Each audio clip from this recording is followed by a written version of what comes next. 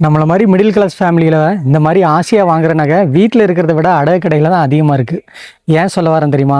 இது வந்து என் ஒய்ஃப்‌க்கு வந்து நியூ இயர்‌க்கு வந்து ஆசையா நான் வாங்கி கொடுத்தேன். 1 மாசம் தான் வீட்ல வந்து அவங்க கழுத்துல வந்து போட்டிருந்தாங்க. அடுத்த மாசமே வந்து எனக்கு அவசரமா பணம் தேவைப்படுதுன்னு அவங்க கிட்ட நான் வாங்கிட்டு போனேன். ஆனா ஒரு 2 மாசம் கழிச்சு நான் திருப்பி குடுத்துட்டேன். ஆனா மறுபடியும் நான் அவங்க கிட்ட குடுக்குறப்ப என்ன சொன்னேன் தெரியுமா? ஆ இனிமே வந்து இந்த நகைய உன்கிட்ட வந்து வாங்கவே மாட்டேன். எனக்கு பணம் பட்டாலும் நான் வாங்க மாட்டேன் அப்படின்னு சொல்லியிருந்தேன். என் ஒய்ஃப் என்ன சொன்னாங்க தெரியுமா? நான் சவால் விட்டு சொல்றேன். நீங்க மறுபடியும் கண்டிப்பா வாங்குவீங்க அப்படின்னு சொல்லியிருந்தாங்க. ஆனா அவங்க சொன்ன மாரியே இந்த அவங்க சவால்ல வந்து நான் உண்மையிலேயே தோத்துட்டேங்க. அவசரமா எனக்கு வந்து பணம் தேவைப்பட்டுச்சு அப்படிங்கிறதுக்காக இப்போ வந்து அடகு கடைக்கு தான் இந்த நகை போகுது. அவங்க கிட்ட வாங்கிட்டு போறப்ப ஒரு அந்த வலி, வேதனை வந்து ரொம்ப இருக்குதுங்க.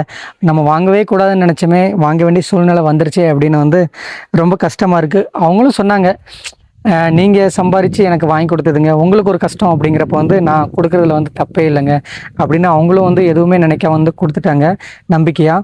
இருந்தாலும் எனக்கு வாங்கிட்டு போறப்போ அந்த ஒரு வேதனையான ஒரு ஒரு கஷ்டம், மன கஷ்டம் வந்து எனக்கு இருக்குதுங்க.